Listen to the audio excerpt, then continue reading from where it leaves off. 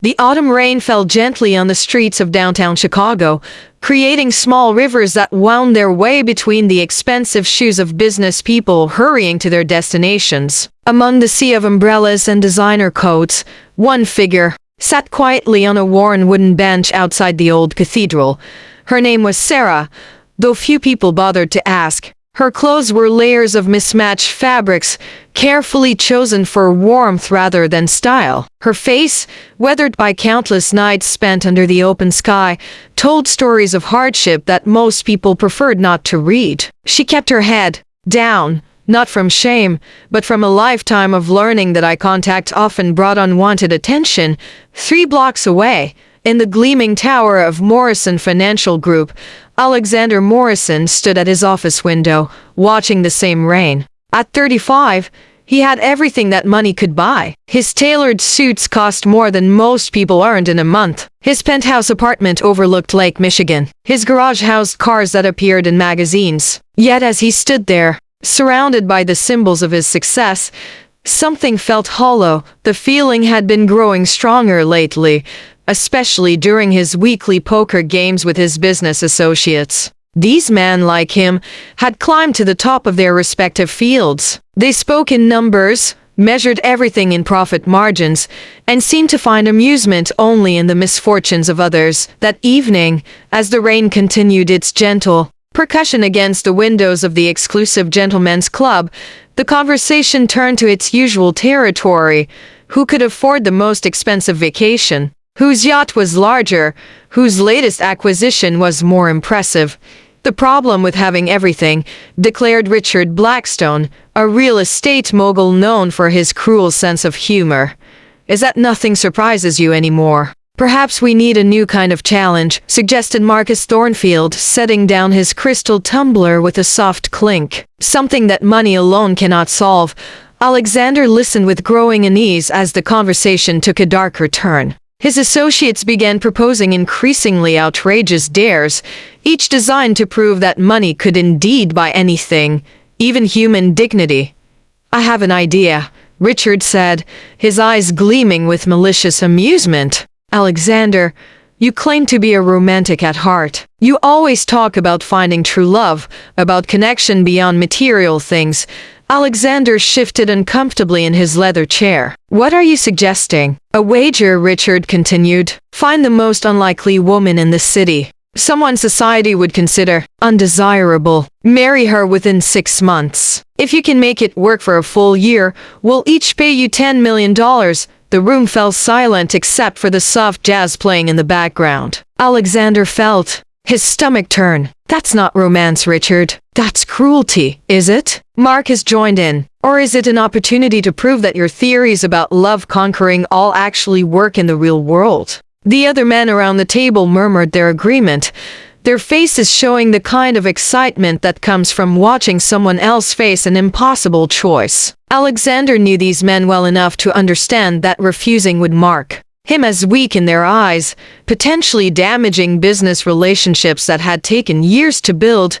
Against every instinct in his body, he heard himself agreeing to their twisted challenge. The next morning, Alexander walked the streets of downtown Chicago with heavy steps and a heavier heart. He had barely slept, turning over the horrible agreement again and again in his mind. Part of him hoped he would find no one, that he could return to his associates and declare the challenge impossible. That's when he saw Sarah again, sitting on the same bench, feeding pigeons from a small bag of breadcrumbs. She moved with a gentle patience, speaking softly to the birds as they gathered around her feet. Something about the scene made Alexander stop walking. He approached slowly, not wanting to startle her. "Good morning," he said, keeping his voice low and respectful. Sarah looked up, and for the first time, Alexander saw her eyes clearly. They were a striking shade of green, intelligent and kind despite the hardships written across her face. In that moment, something unexpected happened. The cruel nature of his mission seemed to fade, replaced by genuine curiosity about this woman who could find joy in feeding pigeons on a cold autumn morning. "The birds must know you well," he observed. Sitting down on the far end of the bench, Sarah smiled. an expression that transformed her entire face. "I've been coming here for 3 years. They trust me now." They talked for an hour that first day. Alexander learned that Sarah had been a teacher before a series of devastating events left her without home or family. She spoke about books she'd read, about the small kindnesses she witnessed daily on the streets, about her dreams of someday having a garden where she could grow vegetables for the local shelter day after day. Alexander found himself returning to that bench. Their conversations became the brightest part of his routine. Sarah's perspective on life challenged everything he thought he knew about success and happiness. She spoke about wealth in terms of friendship and kindness, about success as the ability to sleep peacefully at night. After 2 months of daily meetings, Alexander realized something extraordinary had happened. The cruel bet that had brought him to Sarah had become irrelevant. He was falling in love, genuinely and completely, with this remarkable woman who could find beauty in a world that had shown her so little kindness.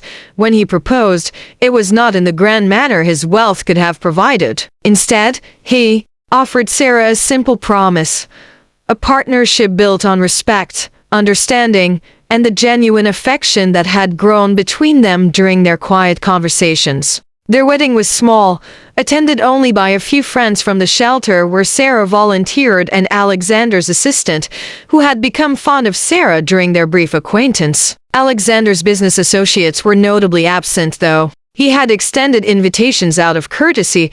The year that followed was the happiest of Alexander's life. Sarah brought warmth and purpose to his vast, empty penthouse. She convinced him to use his wealth for meaningful projects, funding literacy programs, supporting homeless shelters, creating scholarship funds for students who had aged out of foster care. But their happiness was interrupted by an unexpected discovery. While helping Sarah organize some of her few possessions, Alexander found a small wooden box containing old photographs and documents. Among them was a newspaper clipping that made his blood run cold. The headline read, "Missing Heiress Declared Dead After 5-Year Absence." The photograph showed a younger Sarah, dressed in elegant clothes, standing beside a mansion that rivaled Alexander's own home. The article explained that Sarah Elizabeth Whitmore, daughter of pharmaceutical fortune creator Harold Whitmore, had disappeared following a family tragedy that left her as the sole heir to a multi-billion-dollar empire. "Sarah," Alexander said gently, holding the clipping with trembling hands. "Is this you?" Sarah looked at the photograph with sad eyes. "That was a different life," she said quietly. "After my parents and brother died in the accident, I couldn't bear to touch the money that felt cursed. I walked away from everything, thinking I could find peace and simplicity." Alexander sat down heavily, the cruel irony of the situation washing over him. He had married a homeless woman for a bet, only to discover she was wealthier than anyone at that poker table could have imagined. "Does this change how you feel about me?" Sarah asked, her voice small and uncertain. Alexander looked at his wife, seeing not the missing heiress or the homeless woman, but simply Sarah, the woman who had taught him that true wealth came from connection, kindness, and purpose. The woman who had shown him how to find joy in small moments and meaning in service to others. "The only thing that matters," he said, taking her hands in his, "is that I love you, not for who you were or what you own, but for who you are." That evening, Alexander called Richard Blackstone. "I'm withdrawing from our wager," he said simply. "Already giving up?" Richard's voice carried its familiar cruel amusement. "I suppose some challenges are too difficult even for Morrison money." "No," Alexander replied, looking across the room at Sarah, who was reading peacefully by the window. "I'm choosing something more valuable than your bet. I'm choosing love."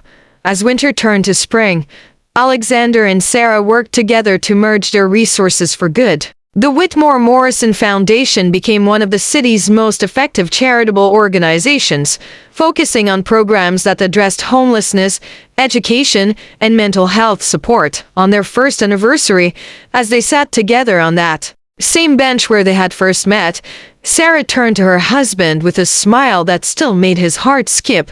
"Do you ever regret it?" she asked, "walking away from that old life?" Alexander thought about his former associates, still playing their cruel games and their exclusive club. He thought about the men he had been, measuring everything in dollars and never finding satisfaction.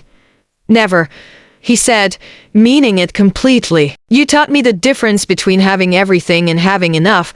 The pigeons gathered around their feet, just as they had on that first autumn morning. But now Alexander understood what Sarah had known all along, that the most valuable things in life could never be bought, only discovered by those wise enough to look beyond appearances and brave enough to choose love over expectation. In the end, the millionaire's bet had changed everything, but not in the way anyone had planned. It had led two souls to find each other, and in doing so, had transformed them both into people worthy of the love they had discovered together.